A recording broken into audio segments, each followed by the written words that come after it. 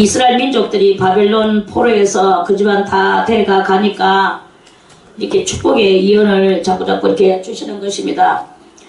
그래 주시면서 이제 오늘 이 말씀은 대단한 축복의 말씀입니다. 여러분들이요, 이것은 그 이스라엘 민족들에게만 있는 게 아니고 이제 이 말씀을 들고 우리들도 예수 그리스도를, 이스라엘 민족들은 하나님께서 아브라함을 그 당시에 선지자로 세우셔가지고 그 아브라함의 후손들에게 복을 내려주시는 것을 시작점으로 하여 이제 온 세상에 예수님을 위치하여 이스라엘 민족들은 누구를 위치하여? 시작점으로 하여? 아브라함을 시작점으로 하여. 우리는 누구를 시작점으로 하여? 우리는 예수님을 시작점으로 하여 여호와 하나님 앞에 나아가는 거예요. 그래서 그렇게 어쨌든 그들은 아브라함을 통하여 모세를 통하여 이렇게 갔지만 우리는 예수 그리스도께서 아브라함의 모든 행로를 예수님이 우리들에게 교훈으로 가르쳐 주시고, 그리고 모세의 모든 법률을 예수님께서 몸소 그 제사 지내는 게 가장 그 핵심이었는데 그것을 예수님이 십자가에서 다 행하시고, 그래서 그것을 믿는 우리들은 그대로 우리도 이스라엘인이 되는 거예요. 이스라엘인이 된다는 것은 저쪽에 저 사람들이 된다는 게 아니고, 이스라엘이라는 이 단어는 승리자라는 단어입니다. 승리자. 하나님과 겨루어서 이겼다. 그렇기 때문에 네가 승리했다 하는 단어입니다. 승리를 말하는 것입니다. 그러면 우리는 신앙이 무엇이냐? 승리라는 말은 어디에서 나오는 것이냐? 승리라는 말은 싸우기 때문에 승리하는 것이고, 싸울 때 승리도 할 것이고 뭐 패도 할 것인데, 그 이스라엘이라는 뜻은 승리. 그러면 우리는 승리를 향하여서 가는 것이 무엇이냐? 그게 바로 예수 그리스도의 그 말씀을 따라서 살아가는 그것이 바로 이제 승리를 위한 전쟁을 하는 것이다. 그 말씀대로 사는 것이 곧 우리의 전쟁이다. 이런 말씀이에요. 그러면 그 그리스도의 말씀대로 사는 것이 무엇이냐? 그게 바로 예수님께서 마지막으로 보여주신 십자가상의 죽음이다, 이 말입니다. 십자가상의 죽음이 그게 얼마만큼 이제 중대한 예수님의 그 고난의 그 모습을 우리들에게 보여주셨는 거죠. 예수님의 십자가의 고난의 그 모습은 두 가지를, 엄격히 말해서 두 가지를 이루었습니다. 그 한 가지는 무엇이냐 하면 자기가 양이 되고 또 아사셀이 되고 이런 것이 내가 하나님의 앞에 바쳐진 그 문제를 하나 해결한 것이고, 두 번째로는 그렇게 제물돼 가지고 가시고 그 고초를 당하시는 그 모습을 바라보는 우리들에게 우리들에게 가르쳐 주시는 그 의미는 바로 고난을 당해야 되고 죽어야 되고 이것이 바로 그 우리들에게 인생의 모든 이 세상에 답을 가르쳐 주는 거예요. 그런데 우리는 고난 안 당하려고 하고 자꾸 잘 살려고 하고 이렇게 하는 것은 주의 뜻을, 그건 아직까지 덜 이루어 나가는 그러한 뜻이다. 그 말씀입니다. 그래서 이걸 100% 깨달았는 사람은 자기 스스로 고난에 그 고난에 들어갈 것입니다. 고난에 들어가는 방법은 여러 가지가 많습니다. 지금 돈 10만 원밖에 없는데 지금 저 사람 누군가가 지금 10만 원이 꼭 필요한데 그 사람을 주느냐? 안 그러면 내가 쓰고 말아버리느냐? 나한테로서는 이것이 바로 염려요, 고난이요, 갈등이요. 이런 모든 갈등들이 우리들에게는 고난이에요. 그래서 그 갈등을 하지 않고 과감하게 예수의 이름으로 줘버려. 그러면 그 사람은 10만 원이 생겼기 때문에 고난당할 그 사람을 건져주는 거죠. 그러면 그 사람이 당해야 될 그 10만 원어치의 고난이 이제 내가 짊어진 거야. 그래서 내가 그 사람이 당해야 될 그 고난의 10만 원어치를 내가 어려움을 당해야 되는 거예요. 10만 원 주고도 여전히 나는 잘 살다. 내가 10만 원을 저 사람 줬으니까 하나님이 내한테 더 복을 더 많이 준다 했으니까 더 많이 받아야지. 이러한 계산은 착 계산입니다. 착오 계산입니다. 그 계산이 아니야. 그 10만 원을 내가 썼으면 나는 편안했을 건데, 고난이 안 당했을 건데, 그런데 그 사람을 저버렸기 때문에 그 사람이 당하는 그 고난을 내가 짊어지는 것이라고 생각하고 내가 당해야 될 때 이게 바로 진정한 고난이 되어지게 되는 것입니다. 그렇게 됐을 때 그러한 것이 이 고난에 대하여 승리를 하고 이 전쟁에 대하여서 승리를 하는 것이다. 이런 말씀이에요. 이거를 여러분들이 잘 깨닫고 이거를 여러분들이 실천을 하게 되면 여러분들은 엄청난 하나님께로부터 능력과 권능과 위로와 또 많은 은사들과 많은 신령한 연계들이 열려지는 이런 놀라운 일이 생겨나게 됩니다. 왜 안 열려집니까? 왜 아직도 깜깜합니까? 그것을 아직까지도 여러분들이 욕심이 가득 차고 내 거 내먹고 사는데 왜 이렇게 하고 내 거 내고 몰라고 줘 이런 것이 있는 사람은 그걸 그냥 그대로 자기 고난 자기 죄 가운데서 자기가 그냥 살 뿐이에요. 이러한 사람은 그것이 아니다 이게. 우리 속에 있는 이 긍휼이라는 요소가 있고 우리 속에는 자비라는 요소가 다 하나님이 전화한 게 있습니다. 그리고 우리 속에는 사랑이라는 것을 전화했어. 전화하는 이것을 우리가 100%까지는 다 하는 사람이 없습니다. 그러나 그것을 하려고 노력하는 이러한 그 사람이 되어질 때 할 수 있는 것입니다. 그래서 사랑을 베풀 수 있고 긍휼을 베풀 긍휼은 뭡니까? 남을 불쌍히 여기는 마음이에요. 남을 불쌍히 여기는 마음이 있는 사람은 나중에 어떤 일이 일어나느냐 우리 한번 찾아보겠습니다. 야고보서를 보겠습니다. 야고보서는 히브리서 뒤에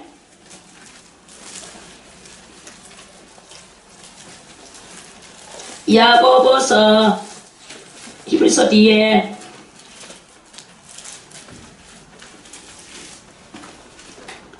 자 야고보서 2장 13절에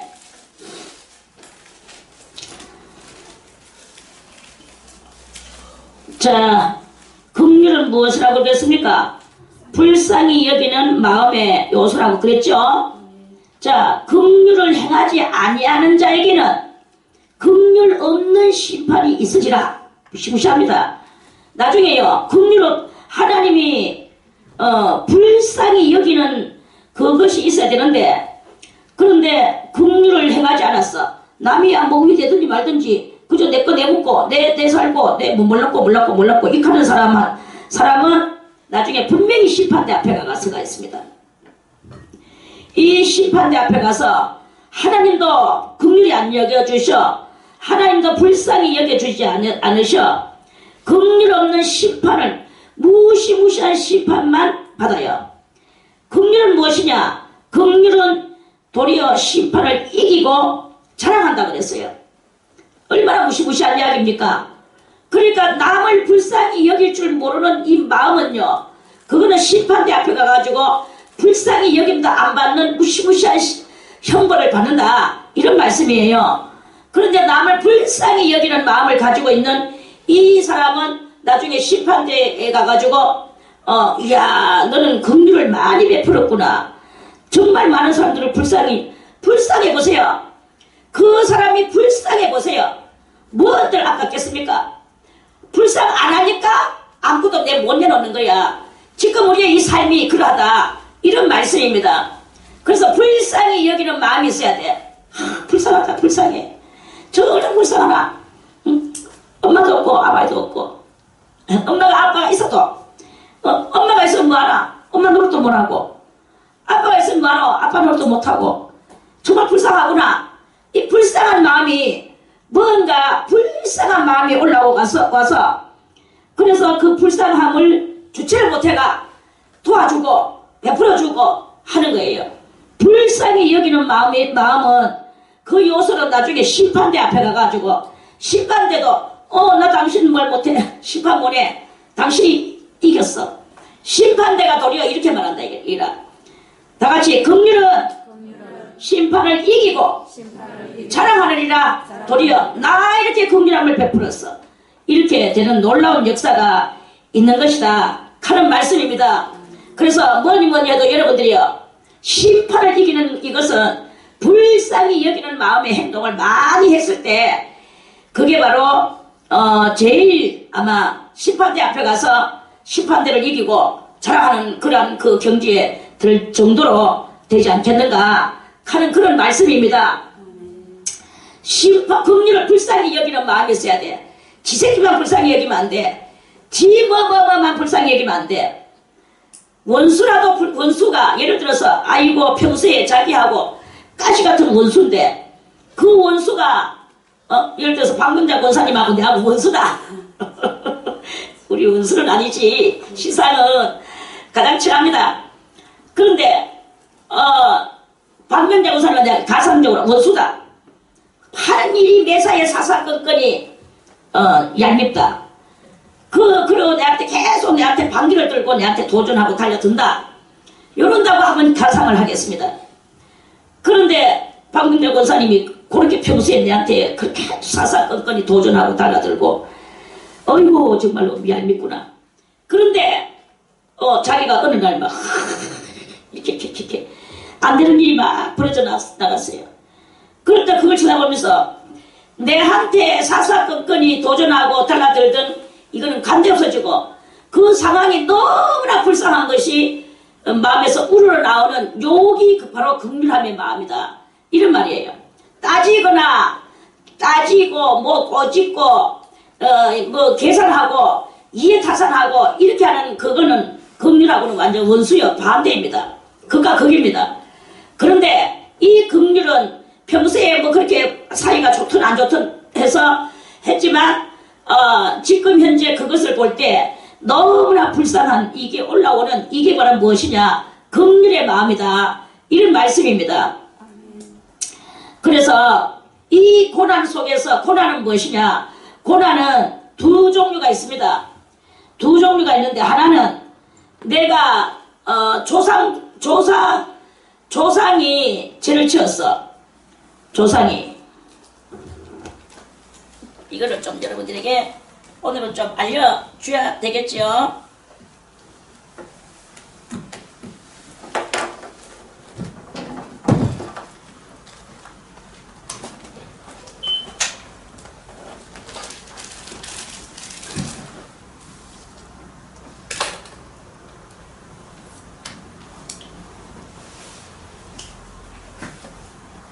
자, 일대가 있습니다. 일대에 사람이 하나 딱 있었어. 응? 자, 그림은 좀 못 그립니다. 자, 이것이 무엇이냐? 일대예요.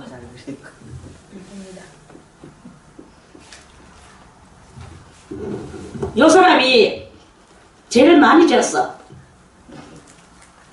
죄인입니다. 죄인.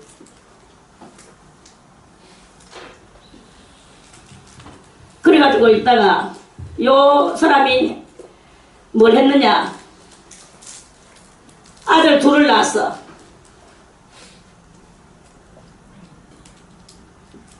아들. 여기도 또 아들 하나 더 낳았어. 자, 이렇게 해줄게요. 자, 요것도 아들이야. 그 아버지가 죄를 지었어. 죄를 지었는데, 죄를 지었는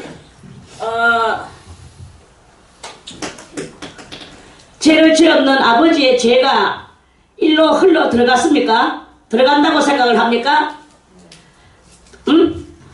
그렇게 말해서 아버지가 죄를 지었어요. 죄를 지었으면 아버지가 받아야 될 벌이 있죠. 벌. 벌이 있어. 이 벌이 있는데 벌이 있고 또 뭐냐? 또 뭐가 있느냐?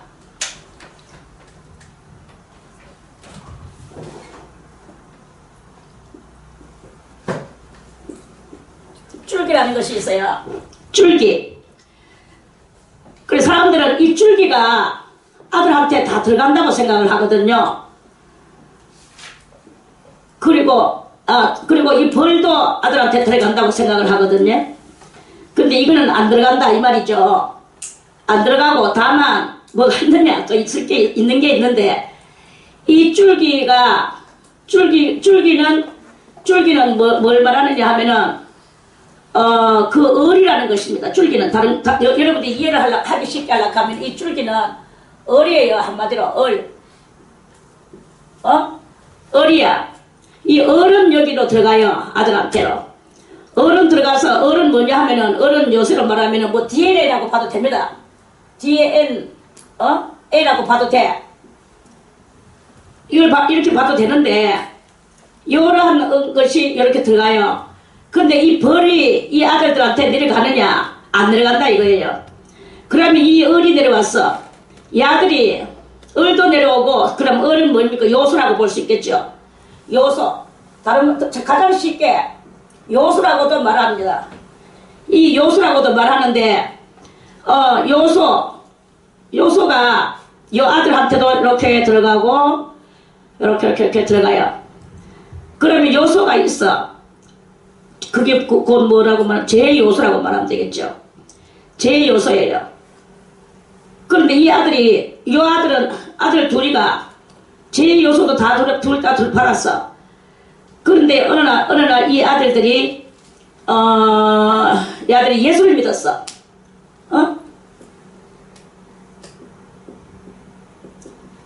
예수를 믿었어요.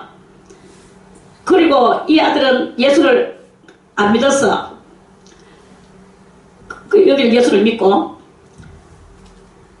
그러면서 깨달았는데 이 아들이 깨달았어. 아, 우리 아버지가 죄인인데 아담 때부터 내려온 것이 우리 아버지 통해서 결국 내한테도 왔구나. 이 진리를 깨닫게 됐어요. 그러면서 이 사람이 줄기를 이 DNA를 끊는 거야. 끊으면서 이거는 전쟁하고 싸우는 거죠. 싸우고. 이 아들은 뭐 캔슬하세라 하고 놀고 있는 게야. 요소만 받으래. 그래, 아버지 하는 행실 그대로 합니다. 자, 그리고 그렇게 합니다. 그러면서 또 이 아가 또 여 사람이 또 아들 놓고 또 요것도 아들 놓고 이러면서 인류는 자꾸 번창을 하거든요. 그러면서 번창을 하면서 이거는 계속 내려가는 거예요. 계속 내려가는데 하나님의 벌은 어디에다 내려가느냐? 죄를 지어야만이 내 벌이 내려가요. 회개하고 돌아오는 자에게는 이 벌이 생략, 벌 생략 이렇게 된다 이 말입니다. 조금 이해가 갔나? 네. 그렇죠? 그러니까 이 벌이 다르고 줄기가 다르다 이런 말씀이에요. 벌은 짓는 사람한테만 벌이 내려져. 자, 아버지는 벌이 내려질까요? 안 내려질까요? 네. 아버지는 내려지지. 요 아들 예수 안 받아들이고 이렇게 DNA 줄기를 많이 받아서 그거 가지고 악을 행하며 살아가는 아들은 벌을 받을까요? 안 받을까요? 요거는 요 줄기 때문에 받는 게 아니고 지가 행했는 자기가 행함으로 말미암아 그 행함으로 말미암아 이 아들이 벌을 받는 거예요. 이 아들은 그런 이 을을 안 했기 때문에 이 아들은 나중에 뭘 받느냐? 구원을 받는 거죠. 구원의 이제 그 구원의 그 주인공이 되는 것이다 하는 그런 말씀입니다. 말로 해도 될 것이었는데 근데 말하면 몇 시간 걸리겠죠? 그렇습니다. 그래서 여러분이 부모가 이렇게 죄를 만져서 어쩌고저쩌고 이런 말 하지 마세요.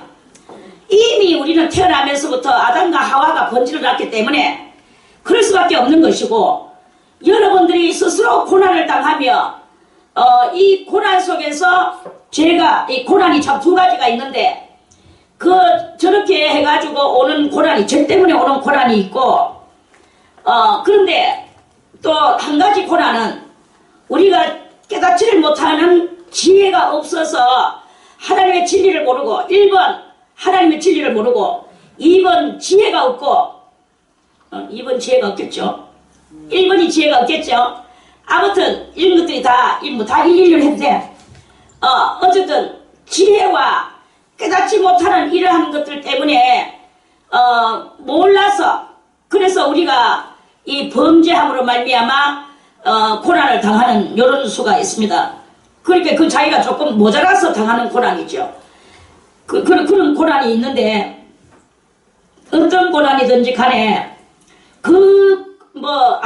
알고 당하는 고난이든지 조상으로 물려받아서 고난을 당하든지 뭘 하든지 어쨌든 고난을 받습니다. 이 고난 중에서도 희한한 역사가 일어나요.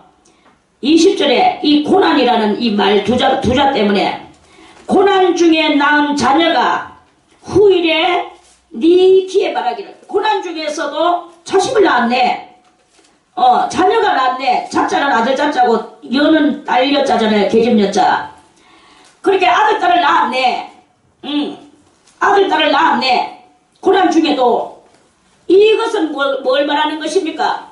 우리는 다 아직까지 고난 가운데 있고 우리 제 가운데 이렇게 있지만 그러는 속에서도 이 고난 속에서도 하나님의 진리를 지혜로 깨닫고 해서 그 깨달았는 것을 가지고 또 다른 사람들에게도 그같이 가르치고 자기도 깨달았는 것을 가지고 그렇게 행동하면서 사는 거야. 남들은 말합니다. 저 사람은 저렇게 잘 믿는데 왜 저리 어렵나? 왜 저리 고난 당하는가? 왜 저리 지금 저러나? 저 기도가 부족해서 그렇지. 남들은 다 그렇게 말합니다.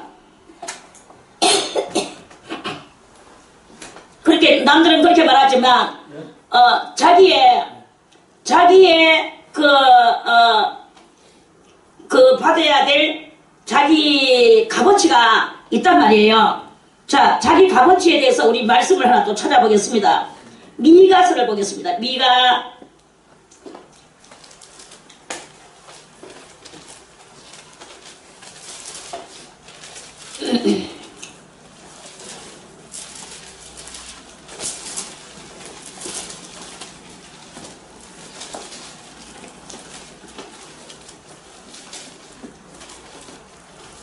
'미가가 어딨노? 요나서 다음에 미가가. 네. 자, 미가 7장을 보겠습니다. 6장을 보겠습니다. 미가 6장. 미가 6장 6절에 기억을 하세요. 6이 두 번이다. 6장 6절이다. 6이 두 번이다. 그렇게 기억해 놓으세요. 자, 6절에 내가 무엇을 가지고 여호와 앞에 나아가며 1296페이지 구약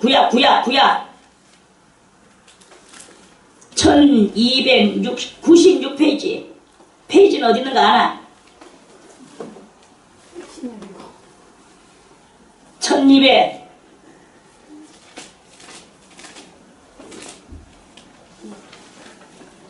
미가 6장 6절에 내가 무엇을 가지고 여호와 앞에 나아가며 높으신 하나님께 경배할까?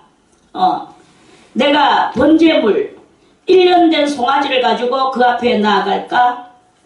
여호와께서 천천의 수양이나 만만의 강수 같은 기름을 기뻐하실까? 요거는 무엇이겠습니까? 오늘날 우리들로 말하면 내가 무엇을 가지고 여호와 앞에 나아가며 높으신 하나님께 경배할까? 맨날 아가씨들이 내 앞에 와서 어떻게 하면 하나님을 만날지? 하나님 만나고 싶어요. 이러면서 앉아가 전부 다 그렇겠죠? 그리고 그게 다 어떻게 하면 하나님 앞에 나가며 경배할까? 그럼 요새 현대말로 말하면 번제물 1년 된 송아지를 가지고 그 앞에 나아갈까? 송아지 한 마리 요새 얼마입니까? 몇백만 원 합니다. 몇백만 원을 갖다 바칠까? 여호와께서 천천의 수양이나 수양이 천천의 수양이나 가면은 수양 1000마리 천천이니까 2000마리 만만의 강수 같은 기름을 기뻐하실까? 수많은 헌금을 할까? 집을 팔아서 갖다 바칠까? 전답을 갖다 팔아서 갖다 바칠까? 아니면은 내 허물을 위하여서 내 이 죄를 사하기 위해서 내 맏아들을 갖다 바칠까? 사람을 갖다 불에 태워서 바칠까? 아브라함이 이삭을 바치듯이 바칠까? 최고한 하나님 앞에 무엇을 갖다 바칠까 말이야. 우리들은 그러지도 않았지. 최고한 거 뭐 갖다 바쳤습니까? 이때 이 사람들은 최고한 것을 갖다 바치기 위해서 맏아들까지 갖다 바치려고 하는 거래. 내 영혼의 죄를 인하여 내 몸에 열매를 드릴까? 내 몸의 열매는 맏아들이죠. 맏아들을 드릴까? 어마한 거 다 갖다 바칠까? 이렇게 인간들은 그렇게 말하지만 하나님은 이 어리석은 것들아, 너희는 좀 깨달아라. 사람아, 주께서 사람아 하는 것은 사람아, 하나님께서 선한 것이 무엇임을, 착한 것이 무엇임을 네게 보이셨나니 착한 것이 무엇임을 네게 보이셨다. 벌써 이미 보이셨다. 뭘로 보이셨나? 네 속에 양심이라는 것을 내가 주었다. 이 말이 양심대로 살아야 되는 기라. 여호와께서 네게 구하시는 것이 무엇이냐? 하나님이 우리한테 구하는 것은 오직 공의를 행하라. 공의. 하나님의 공적인 의를 행하라 이 말이야. 공의를 행하며 인자를 사랑하며, 인자가 뭐예요? 어질 인자의 베풀 자자예요. 어진 마음과 베푸는 마음을, 그러한 마음이 있는 것은 그 마음을 사랑해야 되는 거야. 그 마음을 가지고 살기를 기뻐해야 되는 거예요. 그리고 겸손히 하나님과 함께 동행하는 이 마음이 있어야 되는 거야. 이렇게 할 때 그거를 주님이 기뻐하신다. 천천의 수양이나 만만의 감수 같은 기름이나 심지어는 지 아들까지 송아지를 갖다 바치고 별짓을 다 해도 그것은 다 헛박치는 거다.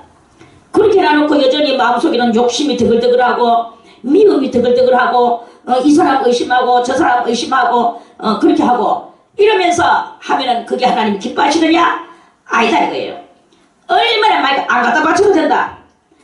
이 주께서 선한 것이 무엇임을 네게 보이셨나니 여호와께서 네게 구하시는 것이, 하나님은 지금 우리한테 구하신다 이게 구한다는 것은 좀 더 하는 말씀이에요. 사투리로 네게 구하시는 것이 오직 우리들이 행해야 될 일, 너 공의를 좀 행하며 살아라. 공평하게 살아라.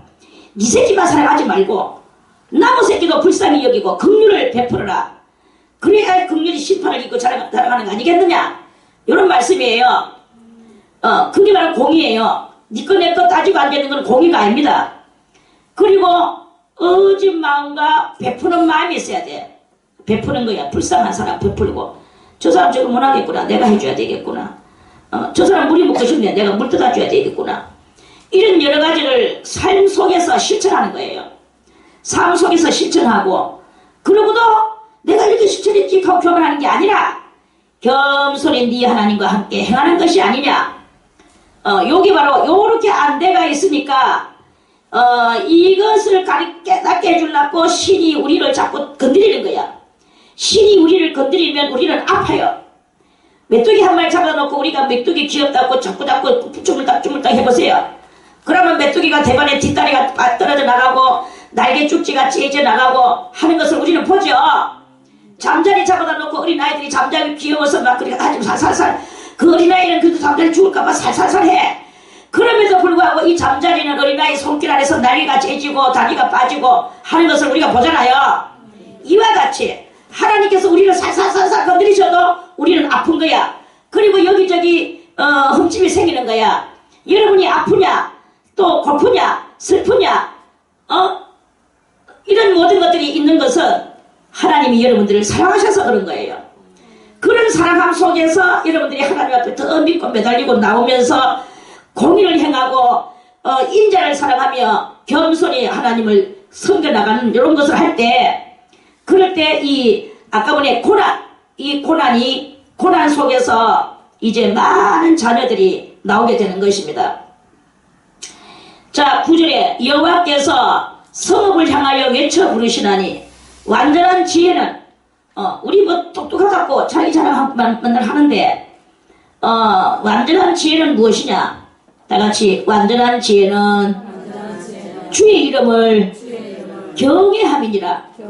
여호와를 경외할 줄 아는 게 지혜예요. 지자랑하는 게 지혜가 아니고, 지자랑하는 거 보면요, 사람이 봐도 그거는 혐오스럽습니다. 혐오 중에 가장 그 중에 하나가 지자랑하는 거예요. 사람이 봐도 옳다는데 하나님 보실 때 얼마나 그게 혐오의 모습이겠습니까? 그러니까 될 수 있는 대로 자기 자랑은 입에서 빼는 게 좋아. 빼는 게 좋고, 어쨌든 간에 우리는 논논할 때 주의 공의를 논논해야 되는 것입니다. 그래서 완전한 지혜는 주의 이름을 경외함이니라. 자, 여기서 중요한 답이 또 나옵니다. 다 같이 너희는 가슴을 치면 나는 하나님께서 주시는 매가 뭐예요? 고난이죠.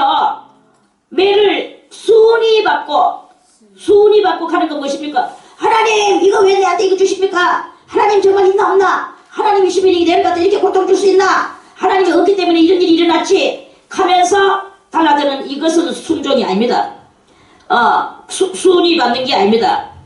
하나님께서 나를 사랑하시고 내가 지금 무엇인가 깨닫기를 하나님이 원하시고 계시는구나. 내가 주여 나에게 지혜를 주시옵소서. 주님을 경외합니다. 갈 때 그럴 때 하나님께로부터 만복이 내려옵니다. 만복이 내려와. 그래서 너희는 매를 순위 받고 그 매는 어떻게 된 매냐? 그 매를 맞이해야 될 내 인생에 손바닥에 있는 이 손금에서 나오는 이야기입니다. 우리는 나올 때 다 손금에 이 우리 인생의 설계도가 여기 들어있어요. 손금 속에 설계도가 여기 들어있어. 니는 어떻게 몇 살 때는 어떻게 살며 몇 살 때는 어떻게 살며 몇 살 때는 어떻게 살고 나중에는 어떻게 할 것이다. 니는 초장에는 잘 살고 이육적으로는 잘 나가고 빛가 번쩍하나 그러나 나중에는 이렇게 해서 고난을 당할 것이다. 니는 초장에는 고난을 당하고 이렇게 하면서 니 젊은 날에는 많이 고통을 당하지만 그 고통 속에서 네가 정신을 차리고 하나님을 잘 섬겨서 그 고통에서 빠져 나와가지고 너는 하나님의 큰 일꾼이 될 것이다. 이 손바닥에 다 써가 있습니다. 그러니까 그게 정해졌어. 다같이 그것을 정하신 자를 다시 한번 그것을 정하신 여호와 하나님을 순종할지니라. 여호와 하나님을이 아니고 여호와 하나님께 순종할지니라. 이렇게 돼야 되는 거예요. 할렐루야. 그래서 다 여러분들이 지금 살고 있는 것은 다 정해진 이야기예요. 정해진 이야기고 그러나 거기서 정해진 속에서 또 일이 있습니다. 거기에 하나님을 믿는 그런 것이 여기에 쓰이지 않았다 할지라도 우리가 하나님을 믿고 계속 나가다 보면 이 정해졌는 이것이 또 희한하게 정해졌는 것이 희한하게 변질이 돼. 변화가 돼. 이 손금이 변화가 되면서 싹 바뀌어요. 바뀌어가지고 그 모든 또 삶이 뒤바뀌어지는 그래서 엄청난 복의 삶으로 변화되는 이런 일도 이렇게 있습니다. 이제 여러분들은 어쨌든 간에 잘 믿든지 못 믿든지 간에 하나님을 믿는 거야. 믿는다고 생각하는 사람 손도 가매. 자 그러면 여러분들은 그 불신자의 그것이 다 바뀌어졌어. 그리고 믿음의 선이 더 굵어지면서 길어지는 모습이 나올 것입니다. 이렇게 되면서 고난이 그럼 하루아침에 없어지느냐? 하루아침에 없어지지는 않아. 여러분들이 이 정해진 매가 있어요. 그 매를 온전히 받을 때 그걸 받으면서도 여러분들이 온전히 겸손히 순종을 하는 거야. 순종을 하면 지혜가 생겨나게 되고 그 지혜를 가지고 여러분들이 주님의 뜻을 깨달아 알았는 것을 실천하면서 남에게도 또한 그같이 가르치면 고난은 줄어들게 되고 점점 여러분들은 많은 제자들을 두게 되고 그 제자들이 여러분들의 아들이 되고 딸이 되는 거예요. 이렇게 되면서 그런 역사가 일어나게 된다 하는 말씀입니다. 다시 이사야 50장에 49장에 와서 그래서 이 고난은 바로 그러한 고난이다 하는 말씀입니다. 할렐루야. 성령은 지금도 여러분들에게 이렇게 말씀하십니다. 성령이 하나님 앞에 기도를 해. 그리고 성령은 왜 하나님 앞에 기도를 하느냐? 성령은 주 예수 그리스도가 보내신 그 사신이라고 봐도 됩니다. 하나의 우리들의 영혼의 파워예요. 이 성령은 지금 이곳에서 우리의 모든 것을 일투적을 보면서 여러분들을 대단히 사랑하시고 그래서 주님 앞에 보고를 합니다. 이 텔레파시 파워로. 그래서 주님은 그것을 항상 이 성령으로부터 보고를 받아요. 어디에서 지금 이렇게 가지고 제자 수도원에서 이렇게 예배를 드리고 이러한 설교를 했는데 이 사람은 이렇게 깨닫고 저 사람은 저렇게 깨닫고 이 사람은 이렇게 결심하고 저 사람은 저렇게 결심하고 이렇게 하는 이 모든 보이지 않는 이 심령 상태가 이 성령의 텔레파시가 올라가서 그리스도에게 올라가는 거예요. 그리고 여기만 있는 게 아니고 다 어디든지 이 세상 만방에 다 성령의 역사가 지금은 성령 시대예요. 성령식이 되기 때문에 다 성령의 역사가 있는 곳에는 텔레파시가 다 올라가게 되어 있어. 그리고 예수님이 그것을 받아가지고 여호와 하나님 앞에 또 예수님이 기도를 하시는 거예요. 주여, 이 사람들이 요리요리 되가 있으니까 더욱더 복을 내려 주소서. 또 저렇게 되가 있으니까 저렇게 복을 내려 주소서. 저 사람은 용서해 주소서. 그 용서 대신에 제 피를 받으시고 용서해 주소서. 또 저 사람은 저렇게 되는데 저 문제를 풀어주셔야 되지 않겠습니까?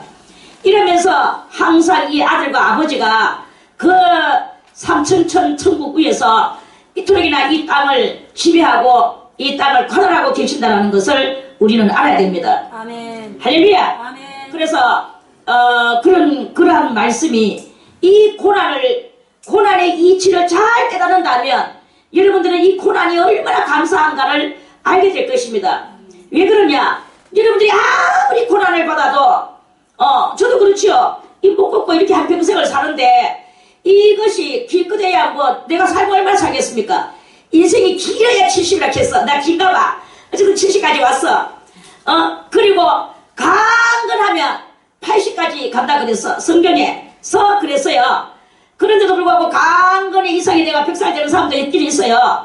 아무튼 그런데 우리가 길어봐야 이 고난이 못 걷는 고난도 70이나 80밖에 안 된단 말이에요. 이거는 그 고난에 이걸 보고 뭐라고 하느냐? 고난에 경한 것이다. 가별 경자를 써서 고난에 경한 것을 너희들이 잘 이용해가지고 이 고난을 이용하고 고난의 이것을 잘 사랑과 그리스도를 사랑함과 여호와를 믿는 것과 우리가 구원을 얻어 나아가는 간절한 소망을 이루어 나가는 고난을 통하여서 그것을 이루어 나가는 요런 것을 잘 했을 때에 그럴 때 영원한 영광에 중한 것이 우리에게 있다 이 말입니다. 그 영광에 중한 것을 이루어 나가는 그러한 것이 되는 것이다 하는 그런 말씀이죠. 아멘. 그래서 그 영광에 중한 것이 이거는 고난에 경한 것과 다같이 고난에 경한 것과 영광에 중한 것을 비교한다면 이는요 잽이 안 됩니다. 그 영광에 중한 것은 엄청난 영광이 있다는 거예요. 이 고난 속에서 주님을 잘 받들어 섬기며 그러고 난 뒤에 그것은 엄청난 영광이면서도 불구하고 잠깐 있는 게 아니고 영원히 그 영원한 재산이 되는 거예요. 영원한 재산이 되는 거예요. 그러한 그것을 깨닫도록 그 성도들 하여금 이 고난을 주시는 것은 그것을 깨닫도록 하기 위한 하나님의 수법이시다. 방법이시다. 그런 말씀. 그 방법이 지금 이제 이쯤에 와서는 우리들에게는 법칙이 됐다. 고난의 법칙. 고난의 법칙은 영원한 영광에 중한 것.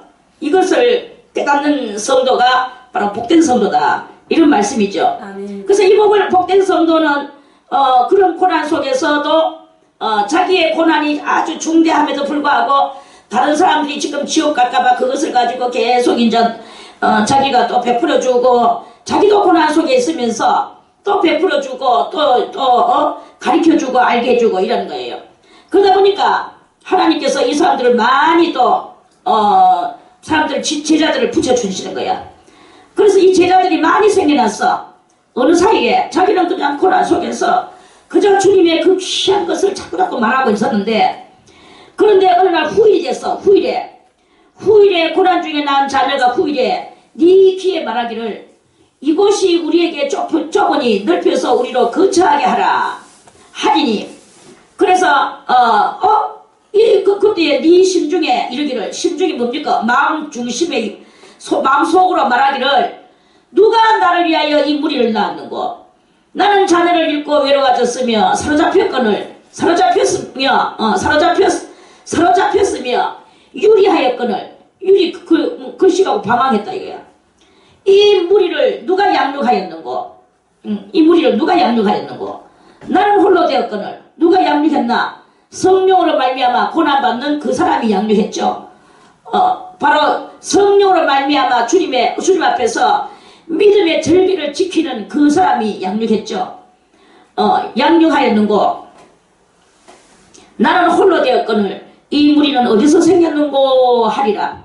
요게 바로 오늘의 가장 클라이막스적인 핵심입니다. 여러분이요, 이러한 일이 여러분들에게 일어나기를 바라겠습니다. 여러분들을 다 따돌리고 여러분들은 누구하고 지금 사귀고 있습니까? 여러분들이 지금 사귀고 있는 사람이 누굽니까? 이거는 이렇게 해서 떠나가고 저거는 저렇게 해서 떠나가고 모든 것이 다 떠나가고 홀로 앉아있죠. 아무리 잘 믿어도 무슨 소용이 있습니까? 홀로 앉아있다는 것은 아직 네 삶이 바르지 못하다는 것을 표하는 것입니다. 여러분들 주변에 많은 사람들이 자꾸 들끓여야 되는 거야. 귀찮을 정도로 들끓여야 돼. 들끓을 때 그게 바로 성공했고 승리했다는 뜻입니다. 그 자기는 홀로 되었었어. 그런데 홀로 되어 그들은 다 연단받고 고난받는 때니까 그럴 수밖에 없었어요. 그런데 고난 중에서도 계속 주님 앞에 가는 거야.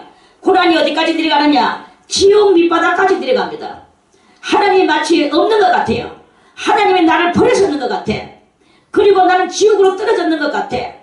그럴 때라도 나는 주님을 버리지 않고, 주님은 나를 버리셨을지라도 나는 주님을 버리지 않겠나이다.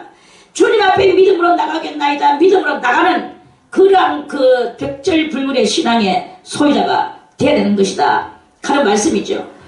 그러다 보면 이제 어느 때가 되면 하나님께서 은혜도 주시고 은사도 주시고 하늘의 신령한 것도 주시고 그렇게 하나님께서는 우리들 하여금 뭐 돈 주신다 이런 거는 아무것도 아닙니다. 그게 무슨 가치에 들어가는 것입니까? 가치에도 들지 않는 것을 가지고 있다가 진짜 중요한 하나님을 못 만나는 이런 썩어 빠진 정신들은 다 버리세요. 하나님께서 신령한 은혜를 베풀어 주시는 거예요. 그러면 그 신령한 은혜가 여러분도 살고 남도 살리고 남들에게 고맙다는 소리도 듣고 이러한 역사가 일어나게 된다 하는 그런 말씀이죠. 그래서 어디서 생겼는고 하리라. 그래서 이제 그 많은 이제 이 무리들을 데리고 그러면은 이제 그 처가 좁으니까 이곳이 우리에게 좁으니까 넓히자. 그래서 이거는 뭐냐? 넓히자 하는 것은 무엇입니까? 발전된다 하는 뜻입니다. 확장된다 이런 뜻이에요. 발전되고 확장되지는 거야. 하나님을 믿는 사람은 날마다 그 삶이 발전되고 확장되어야 돼. 맨날 골방 하나 만들어 놓고 그것을 지 혼자서 뭐 하고 있습니까? 그것은 발전이 아닙니다. 그 주변에 무엇으로 끌어야 되느냐? 사람으로 끌어야 돼요. 사람으로. 양떼가 끌듯이 너의 주변에 사람으로 내가 끌게 하여 주리라. 에스겔서 34장에서인가 그렇게 말씀했죠. 내가 너의 인수를, 사람의 인수를 양떼 무리같이 끌게 해주겠다고 그래 말씀을 하셨습니다. 그래서 우리들이 어쨌든 간에 고난을, 그리스도의 고난의 이치를 배우세요. 그래서 어려운 속에서도 항상 어려운 것에서 하나님을 알아나가는 이 감사한 마음이 생겨야 되는 것이다 하는 말씀이죠. 자, 그래서요, 그 축복이 이제 확장시키고 많은 자녀가 생겨났어. 많은 아들, 딸들이 생겨났어. 이 아들, 딸들은 뭐 자기가 뭐 낳았나, 그 육체로 낳았나, 그게 아니고 진리로 말미암아 무릎으로 낳은 아들, 딸들인 거예요. 그래서 이 무릎으로 낳는 아들, 딸들이 주변에 부르르 생겨대. 여러분들 기도해가지고 여러분들 주변에 몇 명이 있습니까? 한 명이라도 있습니까? 여러분들을 따르는 자가 한 명이라도 있어야 되는 거잖아. 그렇게 그런 그것이 있을 때에, 따르는 사람들이 있을 때에 하나님은 또 어떻게 일을 해주시느냐? 여러분들한테 사람이 따라지어야 되는 거예요. 사람이 따라질 때에 하나님은 일할 수 있도록 모세가 이스라엘 백성을 데리고 시내 광야로 나왔죠. 시내 광야로 나왔을 때 모세는 뭘 했습니까? 시내산에 올라가 가지고 40일 동안 먹지나 마시느라 그 백성을 위하여 금식이 됐어. 그러니까 하나님께서 법을 주셨잖아요. 법을 주시고 그 법을 가지고 이스라엘 민족들을 관할을 했단 말입니다. 관할을 했듯이 우리도 고난 가운데에서 그리스도의 사랑을 실천함으로 말미암아 하나님께서 일할 수 있도록 능력을 주시는 거예요. 능력을 주셔. 무슨 능력을 주시느냐? 나 주 여호와가 이르노라. 내가 열방을 향하여, 여호와가 열방을 향하여, 열방이 뭡니까? 온 세계를 향하여 이 말입니다. 열방은 온 세계를 보고 열방이라고 합니다. 자, 온 세계를 향하여 여호와의 손을 들고 민족들을 향하여 나의 기호를 세울 것이다. 여호와의 손을 든다는 말은 무엇입니까? 손을 든다는 말은 손 들고 여호와가 직접 축도해 주신다 이 말. 축도. 축도가 뭡니까? 축도는 하나님이 우리들에게 복을 내려주시는 손길이다 이 말이에요. 여호와의 손, 축도. 축복의 축복의 손을 내려주신다 하는 뜻이고, 민족들을 향하여 나의 기호를 세울 것이라. 이 기호는 무엇입니까? 승리의 깃대를 말하는 거예요. 하나님이 그 고난 중에 있는 그 사람이, 고난 중에서도 여호와만 바라보는 그 사람을 위하여 축도를 해주시고, 깃대를 승리의 깃대를 세워주시고 세울 것이라. 깃대를 세워주실 것이라. 그리고 그들이 점점 하나님이 내려주시는 축복을 받는 거예요. 그들이 네 아들들을, 그들이 뭡니까? 자녀들이죠. 이 고난 중에 나왔는 자녀예요. 이 자녀들은 가만히 있나? 그 자녀들이 가만히 안 있어. 그 자녀들은 뭘 하느냐? 네 아들들은 또 더 많은 아들을 품에 안고 더 많은 딸들을 어깨에 메고 삼지사방에서 몰려온다 이거예요. 여러분들이 불빵 장사를 합니까? 포장마차를 합니까? 아니면 교회 목회를 합니까? 아니면 사업을 합니까? 이 고난 중에서도 여호와를 붙드는 자에게 하나님께서는 포장마차 사람들이 막 호떡에 불나는 것 같이, 호떡지에 불나는 것 같이 끌어모아줘. 서로 홍보에 홍보를 이루고, 아들한테도 홍보하고 딸한테도 홍보하고, 그래가지고 수많은 것들이 와요. 몰려와요. 목회를 합니까? 많은 또 그 아들이 오고 딸들이 오지요. 진리의 말씀을 들으려고, 호떡을 사 먹으려고 오고, 피리의 말씀을 들으려고 오고, 사업을 하면 사업의 그 모든 것에 이루려고 오고, 이러면서 하나님이 올 수 있도록 이렇게 인간들을 보내주는 거는 내가 잘나서 오는 게 아닙니다. 내가 오로지 고난 가운데에서 하나님이 주신 매를 순위 받고, 나는 지금 이 매를 맞아야 돼. 나는 이 매를 맞으면서 나는 이 매를 통하여 주님 앞에 내가 겸손히 나가야 돼. 이러한 믿음을 가지고 나갈 때, 그럴 때 하나님께서는 어느 경점이 되면 그때 그 모든 것이 풀려나가고 하나님의 이렇게 축복의 역사가 이루어지게 되는 것이다 하는 이런 말씀이에요. 그래서 홍보에 홍보를 하고 홍보에 홍보를 하는 거예요. 하나님께서 해주시는 거예요. 사람이 끓는 것은 내가 끓게 하고 싶다고 끓어지는 게 절대로 아닙니다. 어떤 사람은 또 오는 것도 싫어하는 거 많아요. 저거 집에 사람 오는 거 싫어해. 이러한 사람은 하나님하고 원수가 되는 거. 실은 잘 믿는다고 하지만 그거 다 원수예요. 그렇게 잘못 믿는 것입니다. 그러니까 우리는 하나님 앞에서 하나님을 경외하고, 위로는 하나님을 경외하고, 나같이 아래로는 사람을 사랑하고, 사람을 사랑해야 돼. 사람을 사랑해서 그 사람을 내 집에 들여다가 없는 반찬이라도 된장 하나, 멀건 된장국 하나하고 콩락 보리밥이라도 이 가지고 있는 거 지금 우리 집에 이거밖에 없네.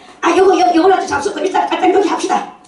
이래가지고 사람으로 있는 거 없는 거를 퍼먹일 줄 아는 이러한 사람한테 사람이 끓는 거예요. 하나님이 아무리 보내줘도 지가 감당 못하면 또 안 돼. 지금 왜 감당 못합니까?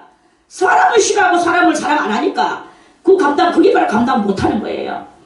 무엇이라도 참자라도 빼줄 수 있을 것 같은 이런 내 행위에 사랑의 제스처가 있어야 돼. 이런 제스처를 할 때 그 사람은 그 꽁닭보리밥이고 멀건 된장국 한 가지라도 그 사람은 그게 꿀맛같이 맛있어져요. 희한한 것은 왜 맛있느냐? 서로 지금 기분이 좋은 엔돌핀이 올라오면서 서로 이 사랑으로 주는 것을 알아요. 그 사람이. 그런데 아무리 지금 깔끔하게 잘 차렸고 무엇인가 격식이 돼가 있는 밥상이라 할지라도 이거는 지금 어쩔 수 없어서 자기 집에 있는 것을 그 잘 처먹고 있는 그것을 내주는 거 알아. 사람은 영혼을 알아요.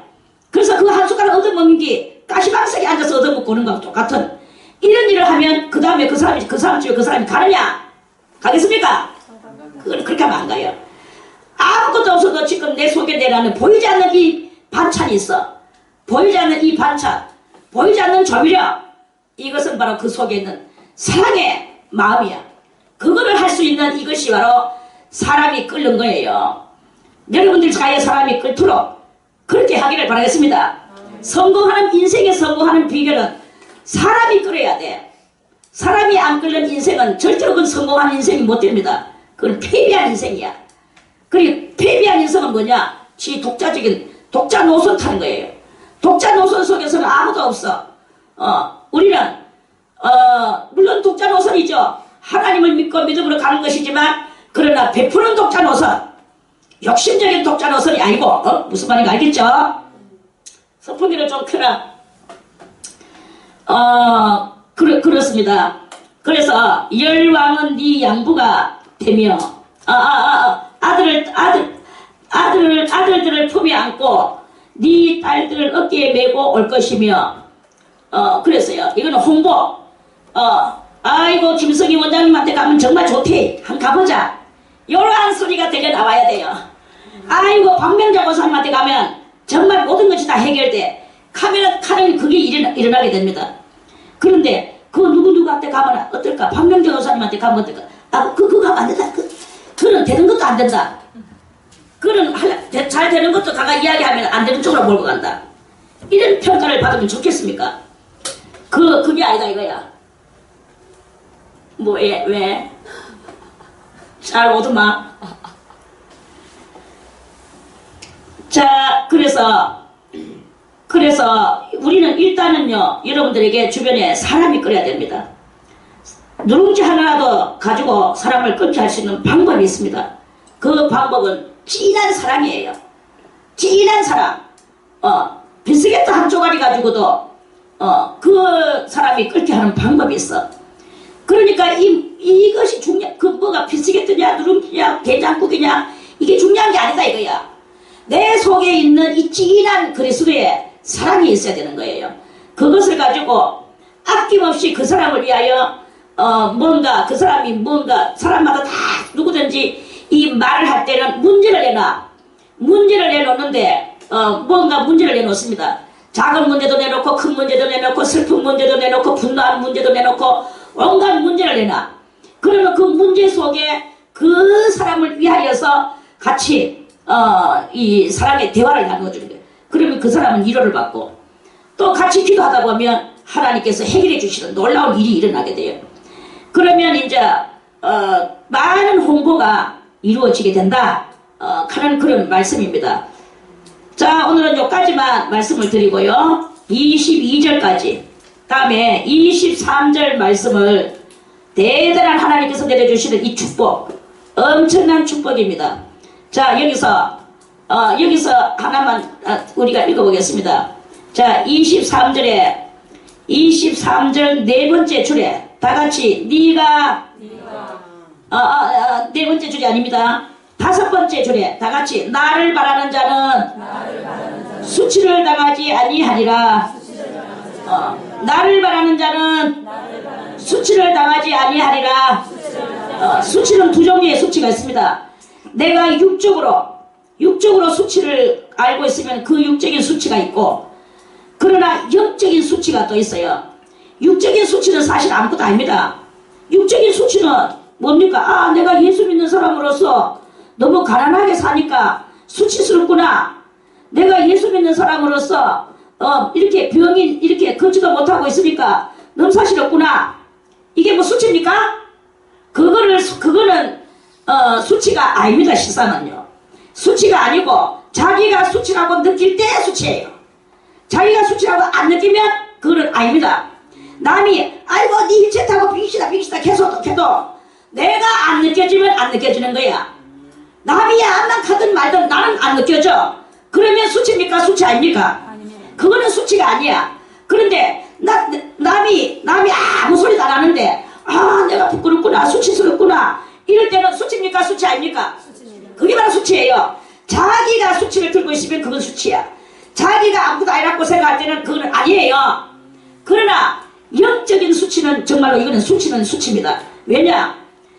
하나님을 믿는다고 했든지 안 믿는다고 했든지 아무튼 지혜가 부족하여 하나님을 알지 못하고 지옥으로 끌려가고 하나님한테 책망을 듣고 나중에 심판대 앞에 가가 심판대 앞에 가서 형벌을 당하고 부끄러움을 당할 때 얼마나 그때 그 수치가, 이런 말 수 없는 수치가 우리의 영혼을 뒤덮습니다. 그래서 너무나 수치스럽기 때문에 이 영혼이 너무나 수치스럽다, 부끄러우니까 자꾸 그 부끄러움을, 그 수치를 감추려고 구석으로 어둠으로 자꾸 자기가 도사리고 내려가다 보니까 어디까지 갔느냐? 지옥까지 가요. 이게 바로 수치입니다. 진정한 수치는 내가 죄를 회개하지 못하고 이 죄인된 몸으로서 지옥 떨어지는 것, 이게 가장 엄청난 수치고, 그 외에는 수치가, 예수 이름으로 빨가벗김을 당하면 어떻습니까? 예수 이름으로 형벌을 당하면 어떻습니까? 우리 주 예수 그리스도께서도 죄도 없으신데도 불구하고 우리를 위하여 그 수치 가운데 들어가셔서, 우리는 뭐 낭만적으로 십자가에 예수님이 빤스 비슷한 그 기준 같은 거 둘둘 감고 그렇게 그 수치를 가지고 있다고 그렇게 우리는 낭만적으로 봅니다. 실상 그 그림같이 그렇지 않습니다. 그 당시에 예수님은 말랑박혔어. 남자로서 그 모든 것을 다 드러냈어. 시오리게 하나 안 거쳤어. 그리고 쫙 걸렸어. 그리고 죽으셨어요. 그런데 그게 바로 예수님은 우리를 대신하여 그 수치를 감당하신 것입니다. 그러는데 우리는 무엇을 가지고 잘났다고 지 것만 차리고 그 썩어 빠질 것을 지 것만 찾고 앉아가지고 있는 이러한 것은 신앙이 아니다. 좀 더 높은 차원으로, 우리는 고명한 차원으로 주님을 향하여 달려가는 그런 영광의 성도들이 다 되시기를 바라겠습니다. 아멘. 자, 다음에 23절 말씀을 계속해서 또 드리겠습니다.